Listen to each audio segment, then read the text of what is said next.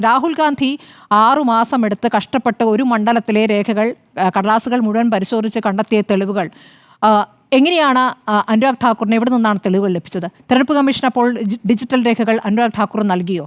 സംശയമാണല്ലോ. അങ്ങനെ കൊടുത്തതിൻ്റെ അടിസ്ഥാനത്തിലാണെങ്കിൽ അത് പൊളിയില്ല. മൈമൂനയുടെ കാര്യം, 3 മൈമൂനമാർ, ഏറനാട് മണ്ഡലത്തിലെ മൈമൂനയ്ക്ക് 3 വോട്ട്, 115, 135, 182 ബൂത്തുകളിൽ വോട്ട് എന്നായിരുന്നു ആരോപണം. പക്ഷേ ആ 3 പഞ്ചായത്തിൽ ഉള്ള 3 മൈമൂനമാരാണ് എന്നുള്ള കാര്യം തെളിഞ്ഞു കഴിഞ്ഞത് മാധ്യമങ്ങൾ തന്നെ കണ്ടെത്തി. ഒന്ന് അരീക്കോടും കാവന്നൂരും കുഴിമണ്ണയിലുമുള്ള 3 പേരാണെന്ന് കണ്ടെത്തി. അപ്പോൾ ഇങ്ങനെയാണ് അവിടെ നിൽക്കുന്നത്.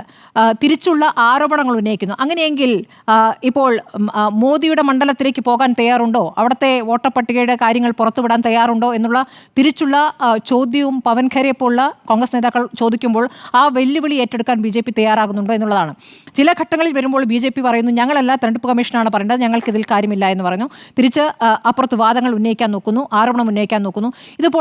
ഇതൊരു വലിയൊരു ക്യാമ്പയിനായി മാറിക്കഴിഞ്ഞിരിക്കുന്നു. കാരണം സമൂഹ മാധ്യമങ്ങളിലെല്ലാം തന്നെ ഇത് വിശദീകരിച്ചുകൊണ്ട് വീഡിയോകൾ, ഒരുപാട് യുവാക്കൾ അതിലേക്ക് വരുന്നു.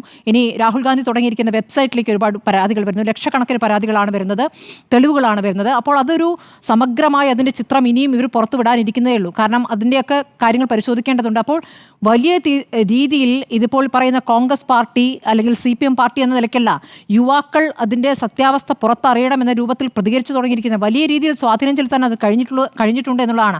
സാധാരണ ജനങ്ങൾ ഞങ്ങളുടെ വോട്ട് കള്ളവോട്ടായി പോകുന്നുണ്ടോ, ഞങ്ങൾ ജയിപ്പിക്കാൻ നിശ്ചയിച്ചവരല്ലേ ജയിച്ച് വന്ന് നമ്മളെ ഭരിക്കുന്നത് എന്ന ചോദ്യം ഉയർത്തുമ്പോൾ, ഇവിടെ ജനാധിപത്യം മരിക്കുകയാണോ, ജനാധിപത്യത്തിലാണോ നമ്മൾ നിൽക്കുന്നത് എന്ന സംശയം ഉയരുമ്പോൾ സ്വാഭാവികമായും ഇന്ത്യ ഒന്നിക്കും.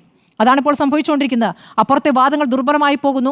ഇപ്പോൾ തെരഞ്ഞെടുപ്പ് കമ്മീഷൻ ഇപ്പോൾ രാഹുൽ ഉന്നയിച്ച കാര്യങ്ങൾ അല്ലെങ്കിൽ രാഹുൽ കൊണ്ടുവന്ന തെളിവുകൾ അതേക്കുറിച്ച് അറിയില്ല എന്ന് സുപ്രീം കോടതി പറയുന്നു. അത് ഒരു വാദത്തിനിടയിലാണ് പ്രശാന്ത് ഭൂഷൺ അത് ഉന്നയിച്ചത്. അപ്പോൾ ഞാൻ അറിഞ്ഞിട്ടില്ല എന്ന് പറഞ്ഞു. അത് ഒരു അത്ഭുതകരമായ കാര്യമാണ്, എന്തുകൊണ്ടത് അറിഞ്ഞില്ല എന്നുള്ളത്. ഏതായാലും പക്ഷേ ഇപ്പോൾ ബീഹാറുമായി ബന്ധപ്പെട്ട്, വോട്ടർ പട്ടികയുമായി ബന്ധപ്പെട്ട് വന്നിരിക്കുന്ന കാര്യങ്ങളിൽ സുപ്രീം കോടതിയിൽ നിന്ന് സുപ്രധാന ചോദ്യങ്ങൾ തെരഞ്ഞെടുപ്പ് കമ്മീഷനിലേക്ക് വരുന്നുണ്ട്. തെരഞ്ഞെടുപ്പ് കമ്മീഷൻ ഇപ്പോൾ സംശയത്തിൻ്റെ നിഴലിലാണ് എന്ന കാര്യത്തിൽ ഒരു തർക്കവുമില്ല.